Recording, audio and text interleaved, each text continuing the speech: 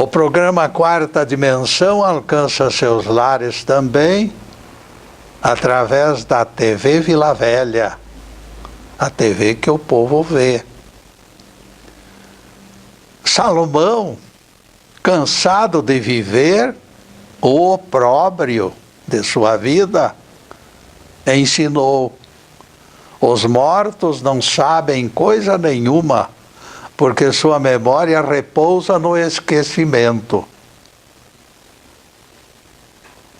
Eclesiastes 9, verso 5. Era isto que Salomão queria: esquecer tudo, desaparecer por completo. Para Jesus, viver é consciência sem descontinuidade, as quais contrariam o rei das 1000 mulheres.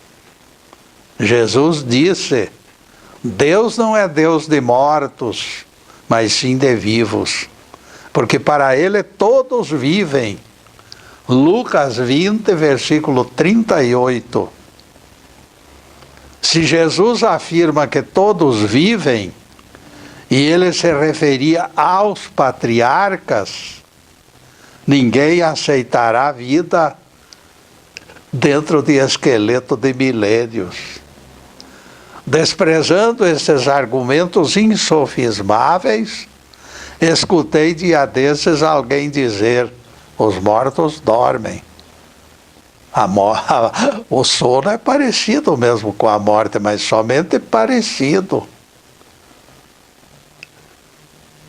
E este pregador, naturalmente, coloca Salomão acima de Jesus, porque os dois falam de forma diferente.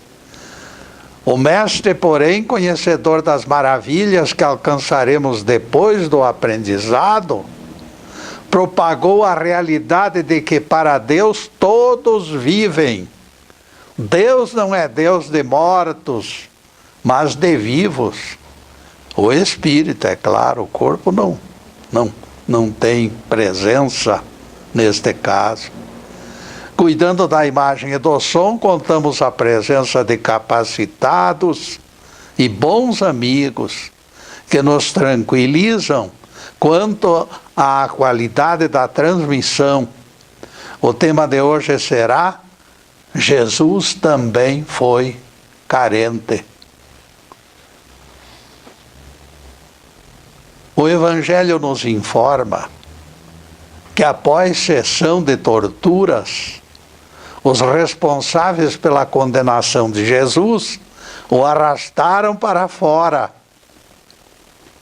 O mestre recebera a coroa de rei e na sequência lhe entregaram caniço em flagrante escárnio como bastão de autoridade real. Dobravam joelhos diante dele, enquanto diziam: salve, rei dos judeus. Mateus 27, versículo 29. A coroa de espinhos cravada na cabeça fazia brotar sangue. O caniço real foi usado para dar golpes na cabeça de Jesus. A multidão escarnecia e os mais exaltados cuspiam-lhe nas faces. Naquele lugar começaria a cansativa jornada ao encontro do Gólgota. Ninguém calcula, caríssimos, o quanto o Filho do Homem se encontrava carente. O quanto Jesus se encontrava carente. Os próprios carrascos concluíram que ele não tinha condições de arrastar a cruz. Foi neste momento que surgiu a figura de alguém robusto e enérgico que caminhava na direção dos agressores. Imediatamente os soldados o rodearam e ele foi obrigado a ajudar o Nazareno a carregar o madeiro. O texto do Evangelho diz: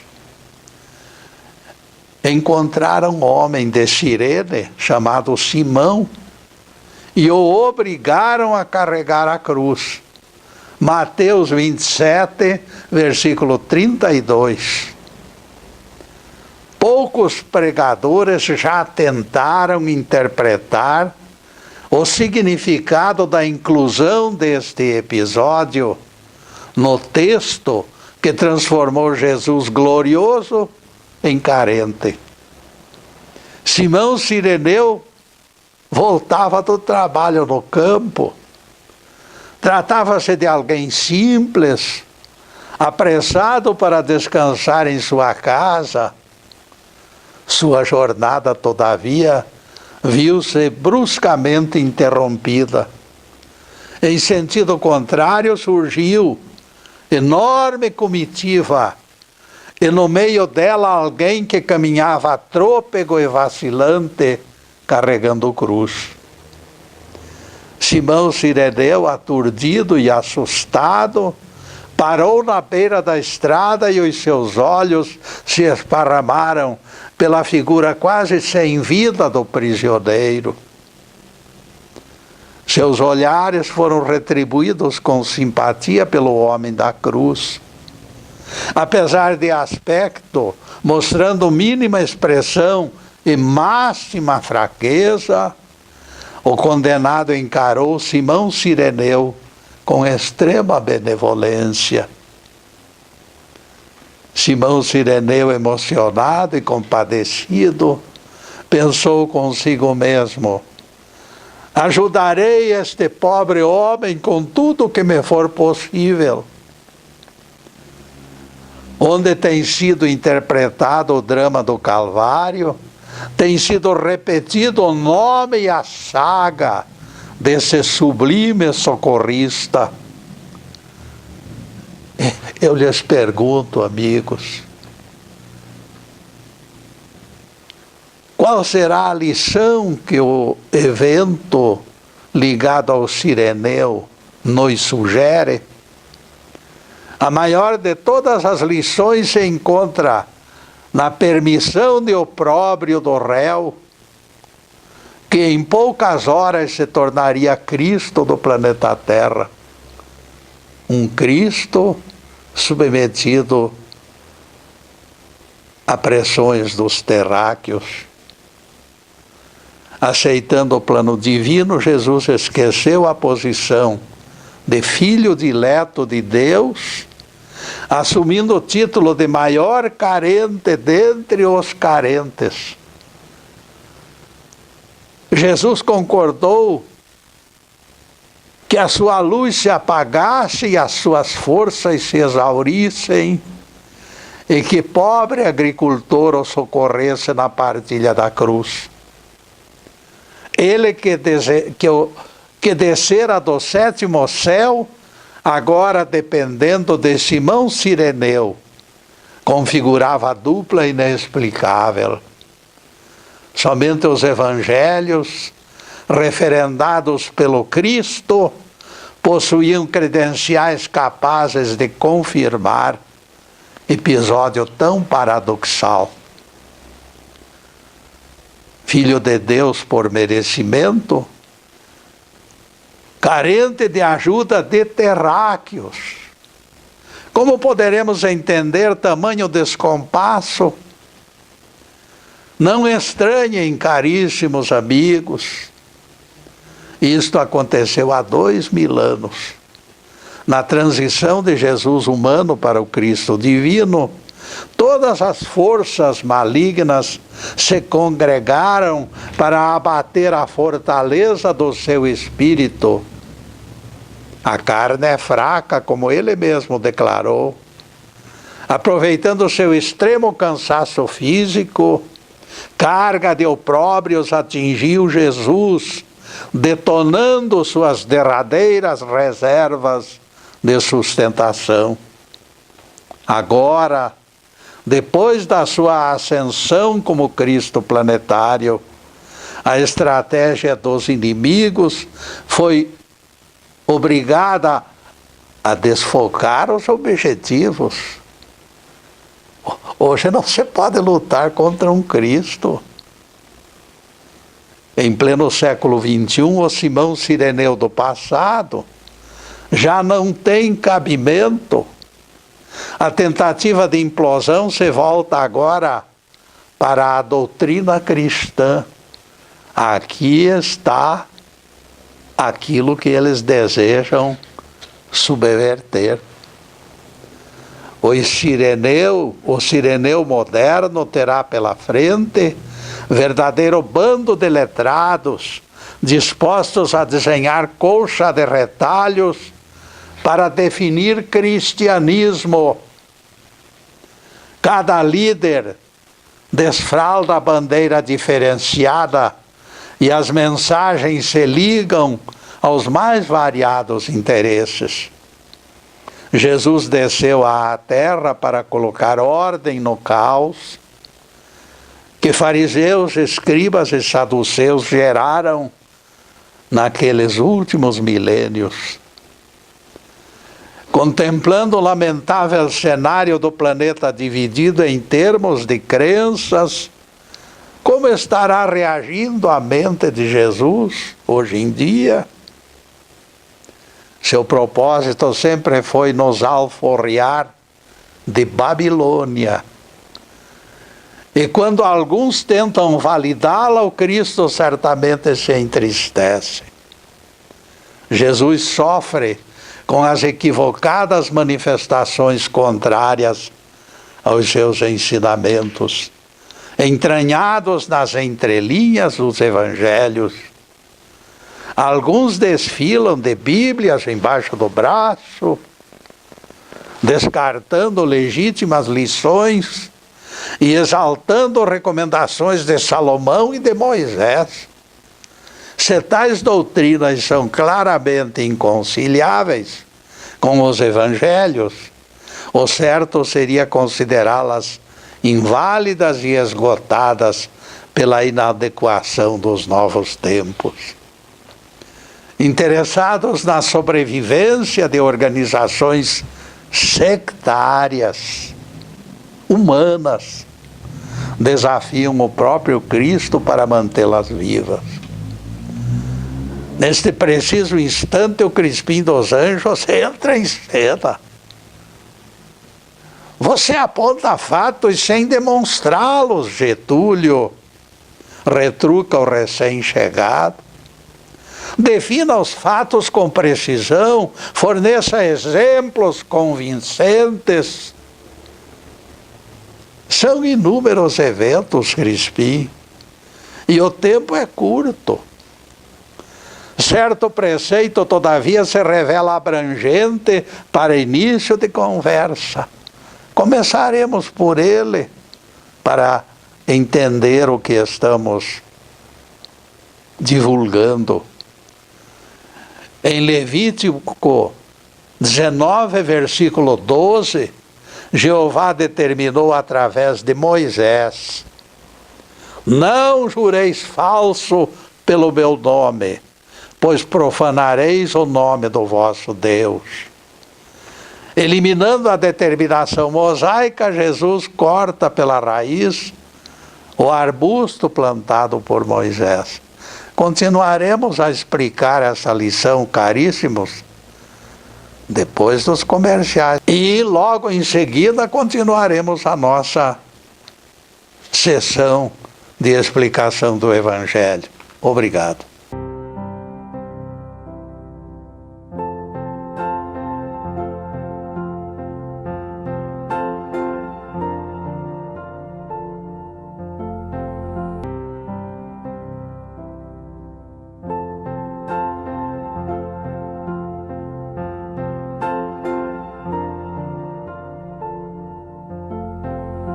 Já estamos no segundo bloco. Nosso site está na telinha e nós convidamos vocês para acessá-lo. Vocês certamente se surpreendem com a prodigalidade de Jesus, quando faz vista grossa ao genocídio exercido contra nações mais fracas. Vejam só, meus amigos, lá no Velho Testamento, O assalto aos vizinhos é até mesmo exaltado. Aquele que escreveu os 10 mandamentos com as próprias mãos, com os próprios dedos, proíbe assassinatos das portas para dentro. E o curioso da história é que ele não liga aquilo que se pratica fora das fronteiras. Esta incoerência comprova nossas repetidas advertências de que na Bíblia existem páginas inspiradas e não inspiradas. O legislador divino não poderia descumprir suas leis. Vocês não acham? A proibição de matar e roubar fazia parte do decálogo. Os povos eram tão primitivos que se atreveram a colocar seus dedos sujos na água límpida do Evangelho. Sim, Getúlio, mas ninguém me pergunta. Ninguém me perguntou ainda, mas podem perguntar. Por que Jeová permitiria tal coisa? Prestem atenção nessas palavras de Jesus e vocês entenderão. Eu lhes dei leis que não eram boas e preceitos que não fazem viver. Ezequiel 20, versículos 20 e 25. Leis não boas só podem ser leis más. Jeová permitiu leis espúrias para castigo da raça perversa. Até hoje continuamos perplexos diante dessas contradições, que como joio se espalhou pelo trigal das Escrituras Sagradas. E depois deste pinguinho de doutrina, a continuação do tema de hoje. Jesus também foi carente. Você esqueceu que a ordem veio de cima, Getúlio? Foi Deus que falou através de Moisés proibindo o juramento falso. Essas palavras aqui são no Crispim. Eu sei disto, retruquei. Mas não esqueça que existem 2 tempos. No primeiro tempo vigoraram os escritos atribuídos a Moisés. Depois de João Batista, vigoram preceitos aperfeiçoados pelo planetário. A diferença essencial entre os 2 textos, no entanto, é bem-vinda e bem mais profunda. Jesus proibiu o juramento em toda e qualquer circunstância. Não existe juramento em termos de cristianismo. Por favor, escutem as determinações que proíbem todo e qualquer juramento, sem exceções. Os antigos vos disseram: não jurarás falso, mas cumprireis perante o Senhor os vossos juramentos. Isto está no Velho Testamento. No Novo diz assim: eu, porém, vos digo, de modo algum jureis, nem pelos céus, por ser o trono de Deus, nem pela terra, que é o estrado de vossos pés, nem por Jerusalém, que é a cidade do grande rei. E o mestre elimina qualquer tipo de juramento com poucas palavras. Sejam as vossas palavras sim, um simples sim, ou um simples não. Tudo que passar disto se origina do mal. Mateus 5, versículos 33 a 37. Não entendi, replica o Crispim. Você prometeu elucidar o assunto através das últimas palavras de Jesus. Estou no aguardo, portanto. Saiba, Crispim, que a abolição de juramentos representa a característica importante da revolução feita pelo Mestre. É exatamente nesta passagem que entendemos em plenitude o que o Nazareno deseja dos seguidores. Nada forçado, tudo espontâneo. Imposição de regras e ameaças prepotentes não eliminariam sua retidão de caráter. Cristão verdadeiro dispensa chicotes, tanto para uso próprio, quanto para agressores contra ele. A violência está fora do cristianismo. O cristão não se move nem se intimida diante de geringonças coercitivas.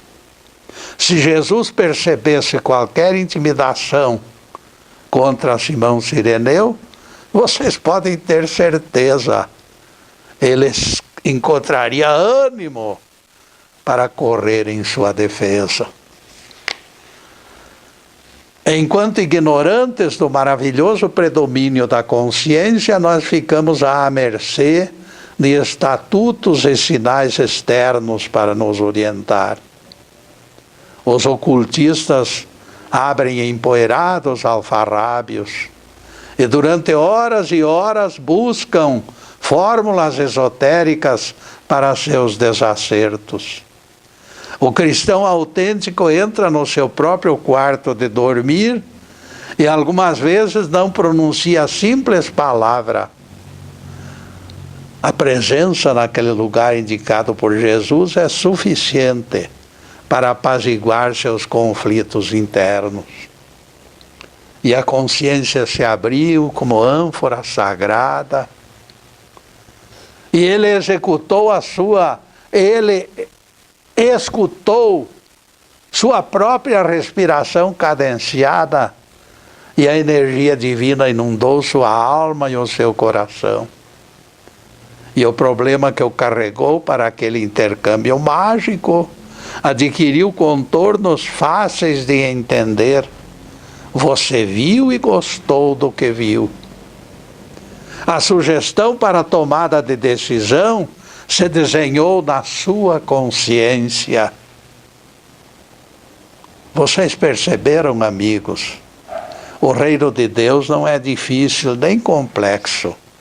Cristianismo é algo simples para espíritos simples.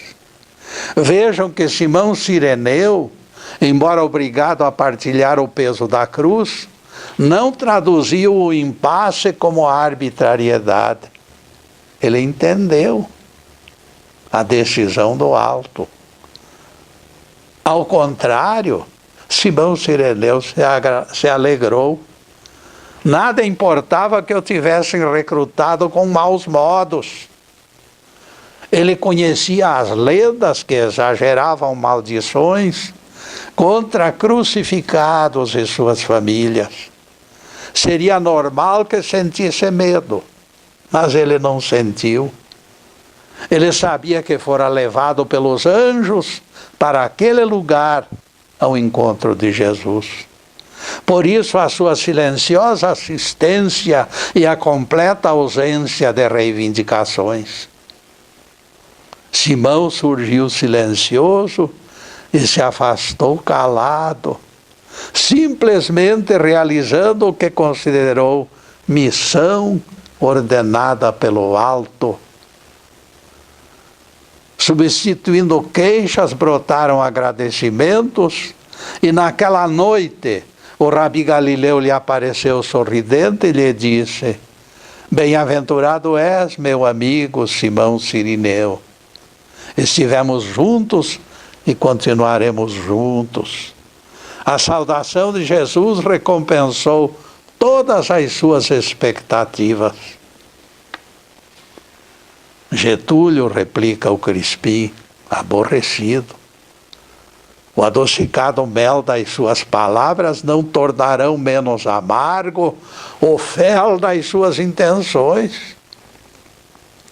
Todos sabem que você deseja a religiosidade de fundo de quintal, sem os preciosos alicerces acumulados em milhares de anos. A proclamada validade vencida do Decálogo deixa bem à amostra os teus objetivos, Getúlio.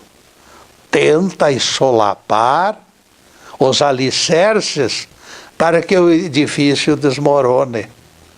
Perceba que existe unanimidade entre as inúmeras igrejas de que os 10 mandamentos vigoram. Não espere minha concordância com este lado das tuas ideias, Getúlio. Eu continuarei combatendo esta tua perigosa pregação. Amigo Crispim, eu deixo de lado argumentos que se encontram na minha palestra mais visualizada no YouTube. Jesus ordenou trabalho no sábado. Quem quiser mais detalhes, assista esta palestra. Hoje somente me servirei de único argumento, somente, que se escora na autoridade do meu Cristo. E aqui exponho o carro-chefe das minhas considerações. Depois de ter curado o paralítico de Betesda, Jesus ordenou: levanta-te, toma o teu leito e anda. João 5, versículo 8. Imediatamente o homem foi curado e, tomando o leito, o carregou em seus braços. E aquele dia era sábado. João 5, verso 9. Logo adiante, o carregador da cama foi detido pelos judeus. Eles se manifestaram irados contra o transgressor da lei, gritando a uma só voz: hoje é sábado e não te é lícito carregar a cama. João 5, versículo 10. Você me disse há pouco, Crispim, que eu estou sozinho nesta cruzada que nega a vigência dos 10 mandamentos. Vem coisa importante por aí, meus caros, mas nós vamos fazer uma pequena interrupção agora para os comerciais do canal.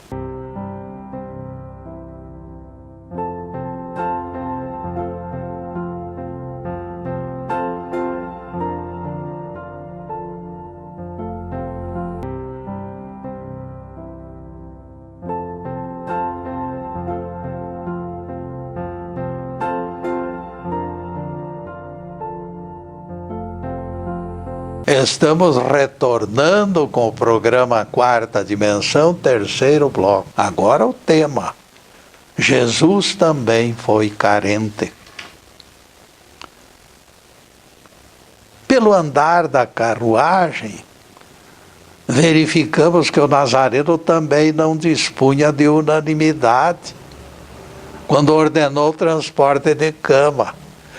Ele ficou sozinho, como nós também aqui estamos, dando murro em ponta de faca.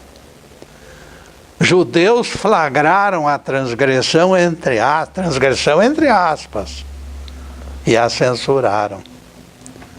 Caifás, se estivesse presente, clamaria aos céus por castigo ao infrator. Jesus era o infrator perante Caifás. Também Anás e Saulo de Tarso manifestariam repúdio, porque eles defendiam o sábado. O Sinédrio registrou a desobediência como agravante da pena de morte para Jesus. Moisés, se fosse vivo, usaria a adaga e eliminaria o culpado. Entre aspas, esse culpado também. Embora solitário no desmonte de algo superado, o Nazareno se alegrou pelo fim da validade do descanso obrigatório. Porque aquilo não podia ter, uma coisa que estava inválida não pode se perpetuar. Nesta altura, o Crispim mostrou imperiosa vontade de falar, mas conteve o ímpeto. Seu pensamento, no entanto, foi captado por mim. Eu recebi o pensamento do Crispim na minha cachola. Getúlio, por favor, pense nisto. Jesus tinha direito de curar em qualquer dia da semana, inclusive no sábado. Curar alguém que sofria há 38 anos, pela sensibilidade do Nazareno, se encontrava acima de qualquer proibição. Ordenar o carregamento da cama foi consequência da cura. Você está pensando errado, Crispim. Quando Jesus pronunciou a primeira frase, o que ele disse primeiro? Levanta-te. A paralisia desapareceu. Caberia neste momento ponto final na matéria. A falta de ponto final na história mostra que Jesus desejava ampliar os benefícios do milagre, transformando evento em lição para o futuro. Entendemos que o sábado nada tem a ver com o milagre. Nem o milagre, por sua vez, dependia do sábado. Com toda a disciplina e vontade de agradar ao Pai, o nosso Rabi jamais violaria mandamento vigente. Se o decálogo estivesse vigorando, com certeza a cura seria feita. Mas a segunda parte, carregamento da cama, nem seria cogitada. Ponto final encerraria o assunto do atendimento do paralítico. Outra solução poderia ser adotada, vejam só. Sem a menor inconveniência, o Nazareno transferiria a realização da cura para outro dia da semana, se o sábado fosse válido, como descanso. Ele transferiria para domingo ou para segunda. E por que não? Afinal, o paciente já sofrera 38 anos, como diz o texto. Dia mais, dia menos, não representaria o menor problema. Se Jesus nasceu em nosso planeta para nos salvar da ignorância, porque nós somos ignorantes, não cabem ressalva sobre os seus métodos de ensino. Ele usou este caso para ensinar. O Crispim dos Anjos escutou minhas ponderações com surpreendente tranquilidade. Agora, porém, ele não mais suportou a mordaça. Getúlio, você esqueceu algo importante neste imbróglio. Deus escreveu os 10 mandamentos com os seus dedos. Se Deus é eterno, por que negar que alguma coisa eterna seja feita por Ele? Crispim, veja que os biblistas dizem que a Bíblia foi inspirada inteirinha pelo Senhor Deus. Se alguém cair na esparrela de louvar a maior excelência de escrever com os dedos, a inspiração cai para segundo plano. Os dedos divinos ocupam o primeiro lugar e a inspiração divina o segundo lugar. Você veja que não tem saída.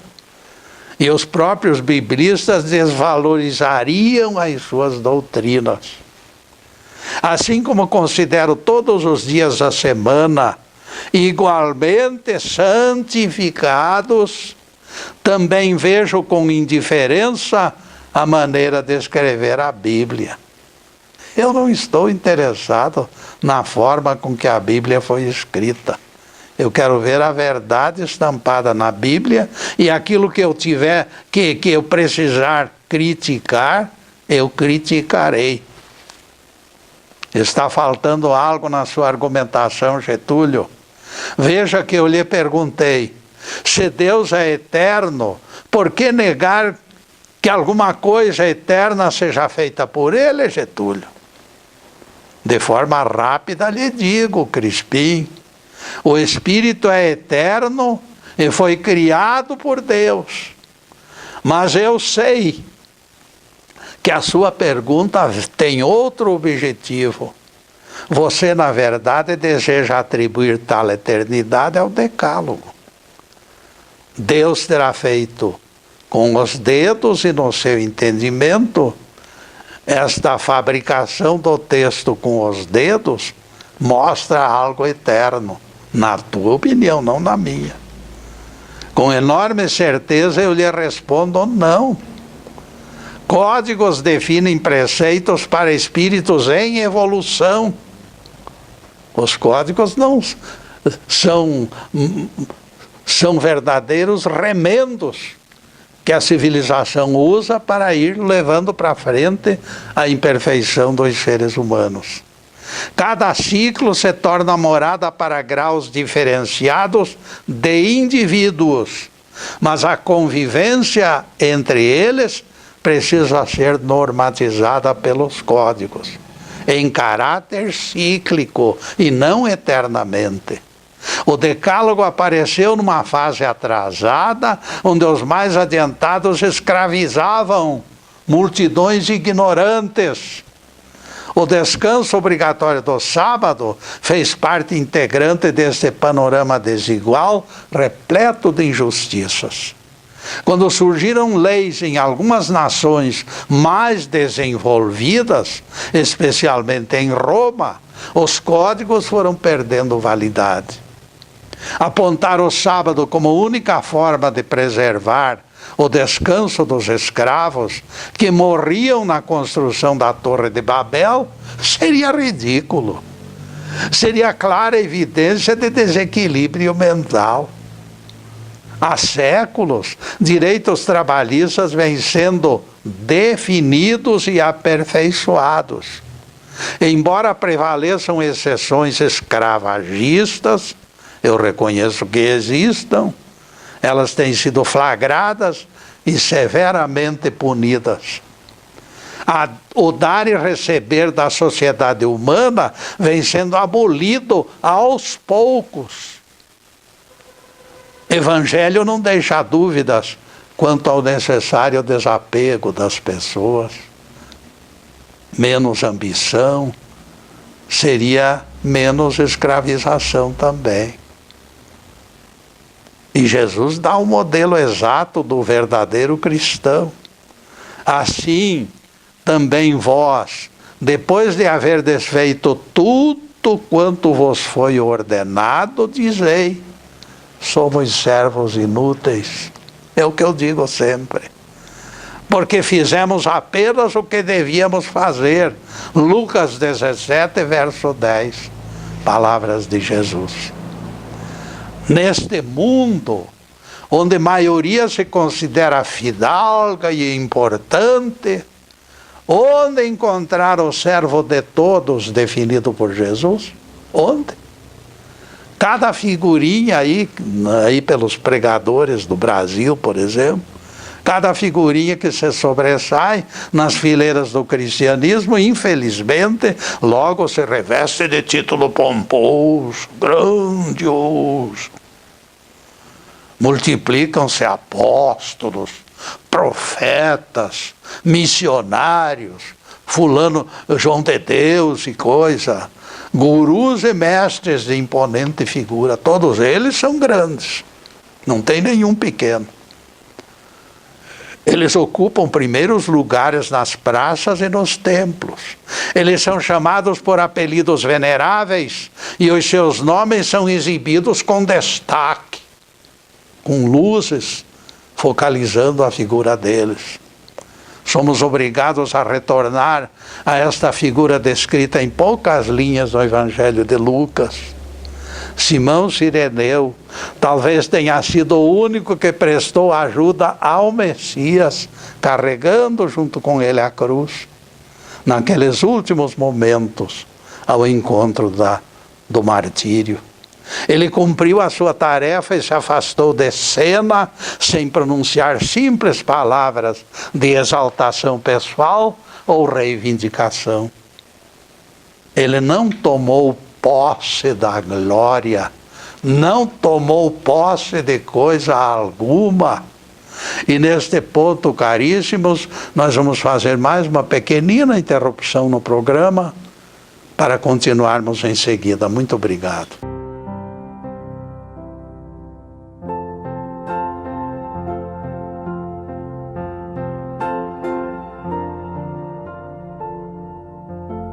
Já estamos no último bloco do programa Quarta Dimensão. E lembramos as tardes de sextas-feiras, quando comparecemos aqui para a divulgação da Bíblia e do Evangelho.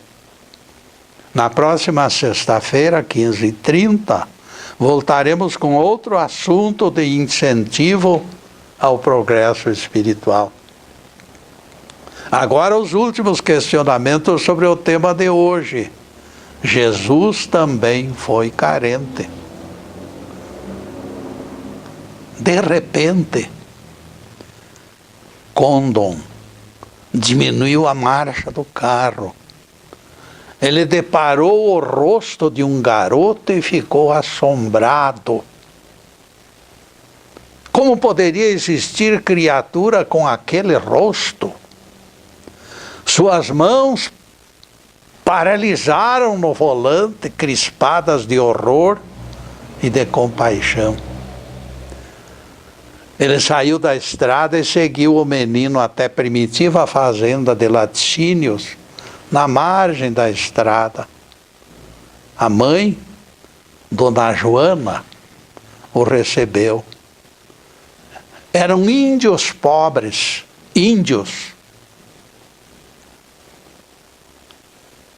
pobres, mas trabalhadores e altivos, pessoas dignas. De perto, a deformidade da criança ainda se tornava mais impressionante. Cassiano era o nome deste garoto. A boca tornara-se abertura grotesca de um lado do rosto. O nariz era achatado e torto. Os maxilares formavam uma sólida e fina massa óssea. O menino nascera daquele jeito.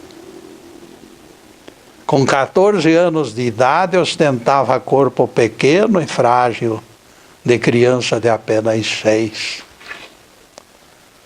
Ingeria somente alimentos moles. Não era uma deformação a corrigir, pensou Condon. Seria necessário reconstruir tudo. O médico foi franco com Richard Condon. Eu duvido que seja encontrada meia dúzia de especialistas que tenha disposição para tratar deste menino. Serão necessárias cirurgias em número imprevisível. E elas custariam longe de qualquer cálculo. Não dá nem para calcular o tanto que custariam tais cirurgias retificadoras. Richard Condon retornou pensativo, mas não derrotado. Se eu desistir, pensou ele, ninguém fará coisa alguma por esta pobre criança. Meu Deus! Nesta hora, desertar será crime, porém, pensou Condon. Alcançado pela insônia, foi ao escritório e redigiu cartas, contando as impressões que lhe causara a aparência de Cassiano. Tenho algumas economias, pensou Condon, e talvez consiga alguma ajuda de outras pessoas. Incluiu os depoimentos dos médicos de Ancon e enviou os papéis para 3 dos maiores hospitais do mundo.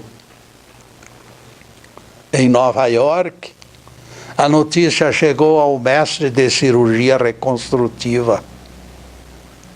Ele ficou impressionado com o empenho daquele empresário e, pasmo, com a insistência com que abordava possíveis cooperadores.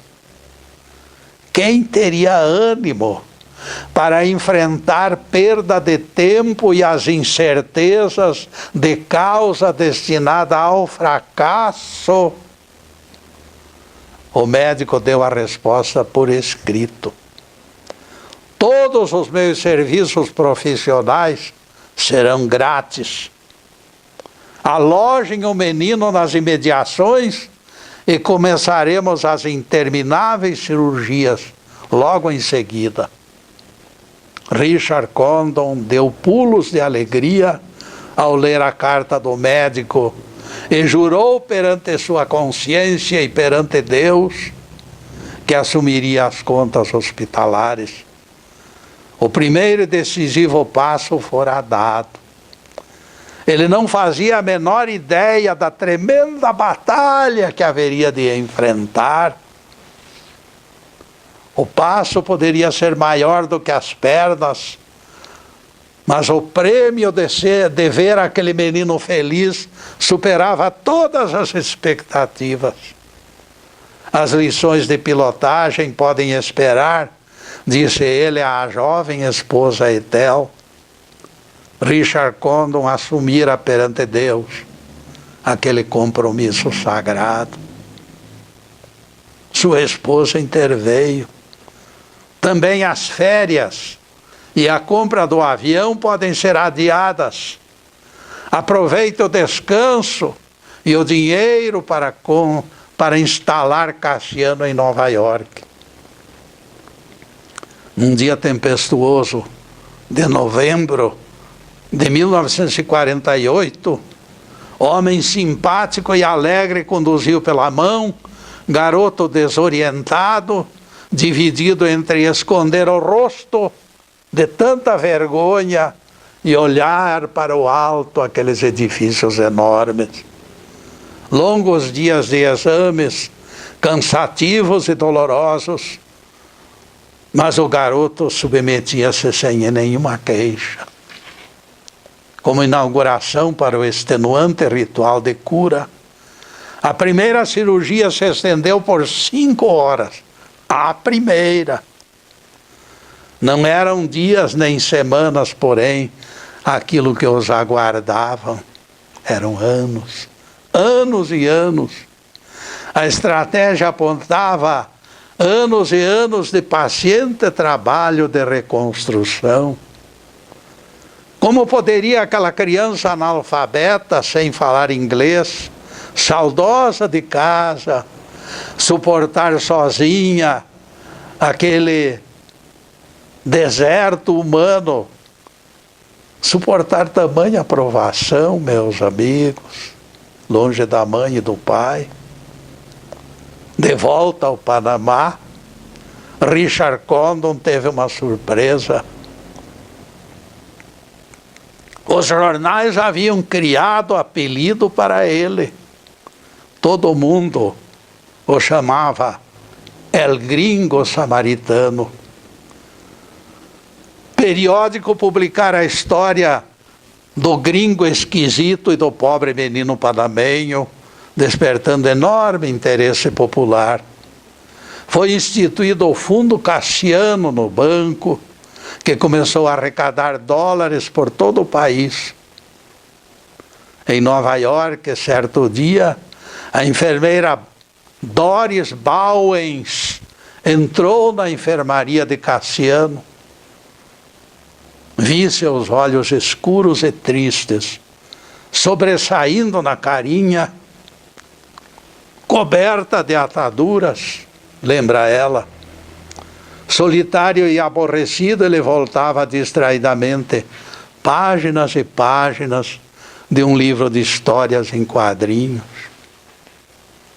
Ela usou seu espanhol quase esquecido para lhe perguntar: você gostaria de ler as palavras deste livro, filho? Cassiano manifestou com entusiasmo que gostaria, e Doris Bauens se integrou à vida do hospital como sua professora e também a sua acompanhante. Começou pelo inglês, depois incluiu escrita e aritmética. Doris ficou recompensada pelos progressos incríveis daquele aluno, que mostrava desejo ardente de se informar, lendo tudo o que lhe passava pelos olhos. Ele passou a escrever regularmente em letra de forma ao meu amigo Condon, informando em detalhes o seu tratamento. Lenta e habilmente o cirurgião formou as gengivas e os maxilares, retificou o nariz e construiu boca e lábios normais, tornando aquela criatura alguém de rosto bonito e agradável. Richard, pelo exemplo de Simão Cireneu, ajudou Cassiano a carregar a cruz. Louvado seja Deus. Que o Senhor nos abençoe e nos guarde. Que o Senhor faça resplandecer o seu rosto sobre nós e tenha misericórdia de nós. Que o Senhor sobre nós levante o seu rosto e nos dê a paz. Louvado seja o nosso querido Deus Pai. Louvado seja o santo nome de Jesus, o nosso Cristo. Obrigado, Deus. Obrigado, Jesus. E para vocês, caríssimos, além desta câmera, nós só podemos pedir que Deus os ampare a todos, as suas famílias, a todos aqueles que estão em leitos de hospitais, que todos gozem da presença divina do nosso Cristo e do nosso Deus. Muito obrigado, meus amigos, e boa noite.